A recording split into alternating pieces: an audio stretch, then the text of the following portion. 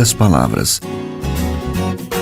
Um olhar sobre o mundo, a vida e a sociedade, à luz da Palavra de Deus, com Augustus Nicodemos. Começa agora mais uma edição do nosso programa Em Poucas Palavras. Obrigado pela sua participação, pela sua audiência, pelas perguntas que você sempre envia. As dúvidas que a gente recebe são assuntos que levam o programa ao ar, né? Trazendo aí informações e orientações à luz da Bíblia. Eu sou Nathan, como você já sabe, e comigo também, que você já sabe, está esperando a saudação dele, Pastor Augustus. Olá, Nathan, queridos ouvintes, nossa saudação em nome de Jesus. Mais um programa para a glória de Deus. E o que é que a gente tem no programa de hoje, Nathan? A ceia, sobre esse sacramento, né? Tem algumas dúvidas e o pessoal está aí perguntando para a gente. Você sabe que tem uma diferença na nomenclatura, né? Geralmente os presbiterianos e episcopais, metodistas, chamam a ceia de sacramento. Mas tem uma linha, e eu acho que é mais os irmãos da Igreja Batista, que chamam de ordenança. Então, no fim é a mesma coisa. Já tem uma diferença aí. Tá bom.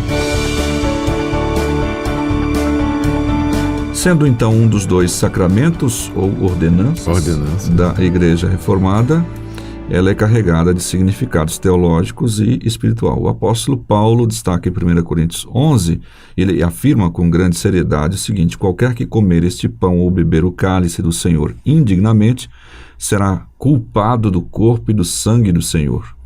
Qual é a importância da ceia do Senhor? Origem, significado, e por que não cremos na transformação do pão no corpo e do vinho no sangue do Senhor? Tema de hoje provocado por uma dúvida do Júlio César, de New Jersey, nos Estados Unidos. Muito bem.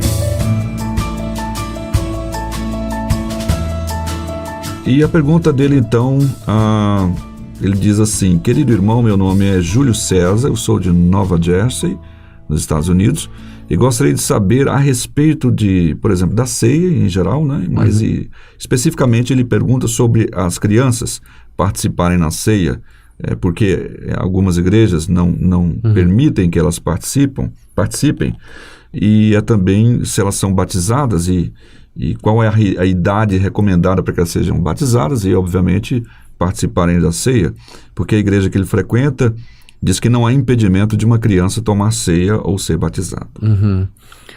Bom, primeiro vamos responder algumas das questões que você disse na introdução, Nathan, que são relacionadas com a ceia, né?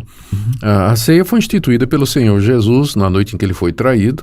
O relato está nos 4 evangelhos e também na primeira carta de Paulo aos Coríntios, capítulo 11. A narrativa dos evangelhos e de Paulo nos diz que Jesus, na noite que foi traído, não é? Ele estava com os discípulos, era noite de Páscoa, e ali no meio da refeição pascual ele tomou o pão, partiu, distribuiu entre os discípulos e disse: este é o meu corpo, né?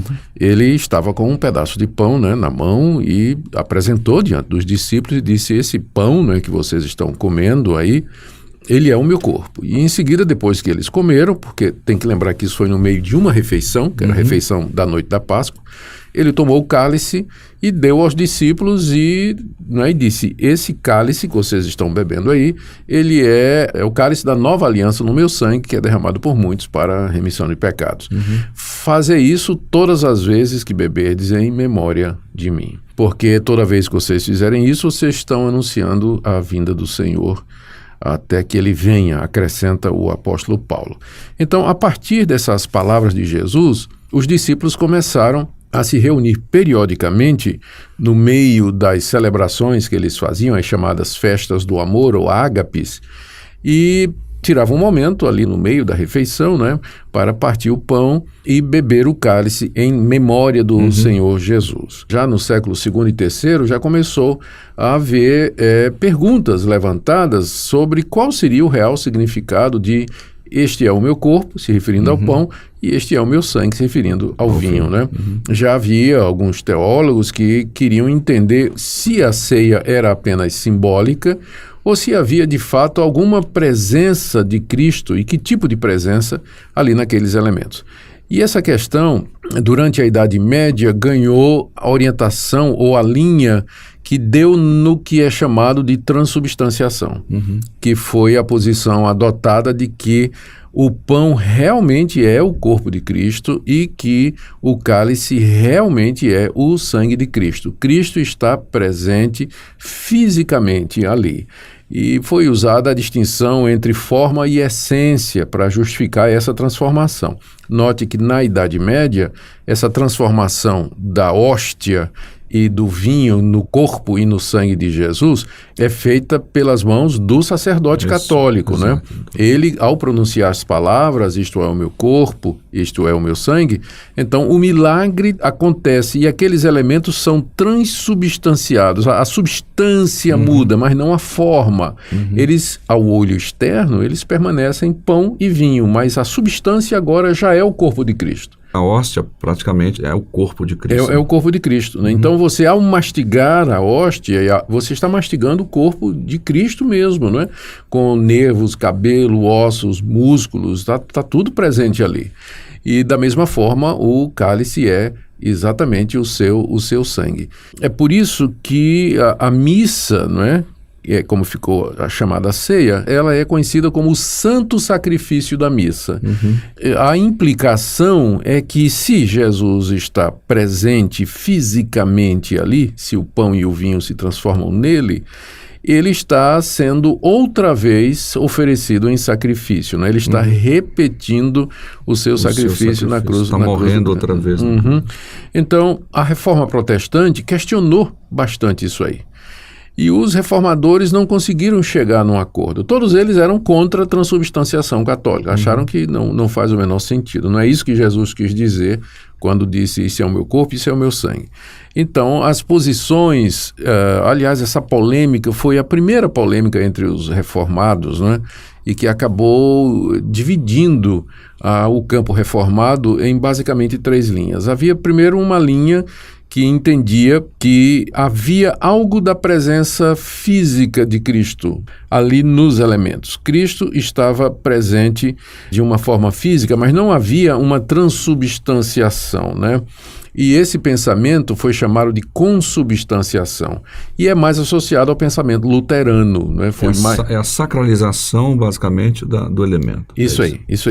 Então, isso foi seguido por Lutero e eu não sei lhe dizer se ainda hoje é a posição dos luteranos. Eu imagino que seja. Depois você teve lá do outro lado o Zwinglio, que dizia que aquilo não tinha nada da presença de Cristo ali. Aquilo era só in memoriam. Ou seja, é como você está fazendo está usando aquilo ali apenas como um símbolo do que Cristo fez na cruz do Calvário. Seria isso? Não tem absolutamente nada da presença de Cristo. Totalmente ali. Esvaziado de qualquer coisa nesse sentido. E a posição de Calvino, a posição de João Calvino, de onde veio a posição depois, que é a posição presbiteriana, de que Cristo está presente, mas espiritualmente. E você, ao comer o pão e beber o cálice, você se alimenta espiritualmente de Jesus, mas em nenhum momento o pão e o cálice se transformam ou se transubstanciam ou consubstanciam no corpo de Cristo, né, na sua carne e no seu sangue verdadeiros. Então essa é a posição que nós adotamos nas igrejas presbiterianas e outras igrejas reformadas históricas também, que é essa posição de que Cristo está presente espiritualmente e que quando nós participamos com fé, nós de fato nos alimentamos espiritualmente do Senhor Jesus ali, mas nada mais do que isso.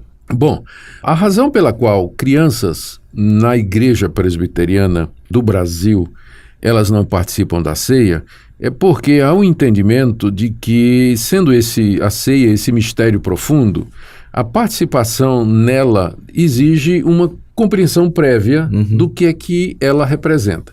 Isso está nas palavras do apóstolo Paulo na primeira carta aos Coríntios, capítulo 11, quando ele estava orientando a respeito da ceia, e ele disse aquelas palavras que você leu aqui na abertura do programa, né? Que quem come e bebe sem discernir o corpo, come e bebe condenação para si.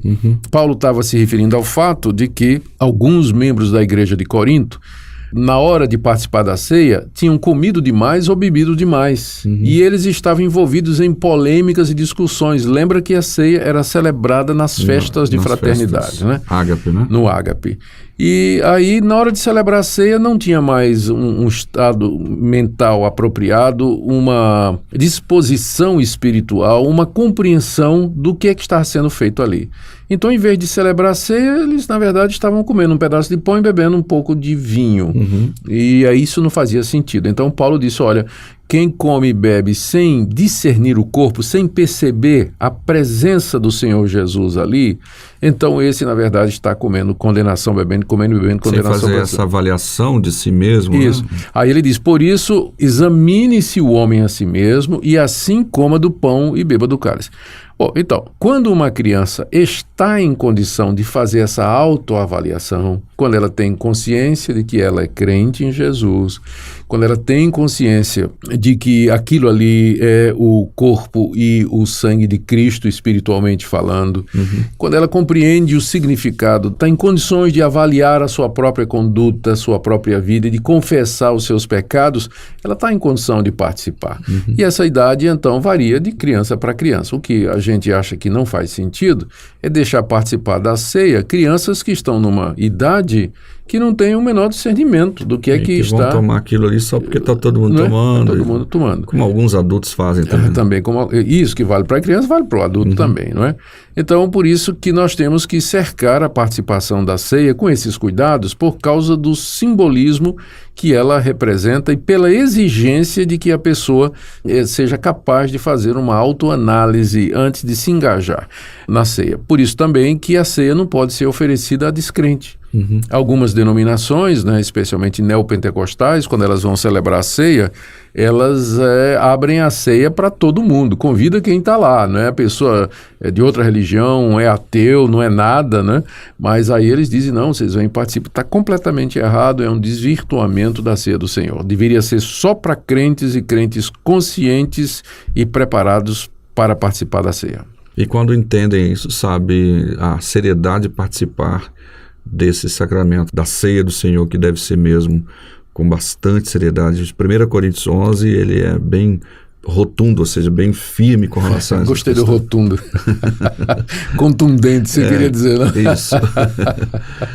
Com relação a isso. Então tá bom, gente, ficamos aqui com mais uma edição do nosso programa Em Poucas Palavras, agradecendo sempre a sua participação. Nosso WhatsApp, os grupos estão aí para discutir os temas, para colocar em comum acordo aquilo que a gente está querendo trazer para vocês aqui, pastor. Muito obrigado, queridos ouvintes, mais uma vez pela sua audiência e a você também, Natsan, pelo seu companheirismo aqui. Obrigado, pastor. Na mesa o pão,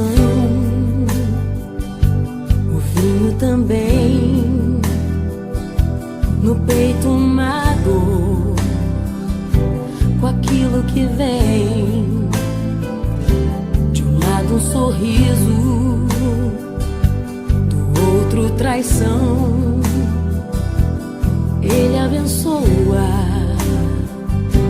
e parte o pão e lava os pés daqueles fiéis, e mesmo o traidor recebe assim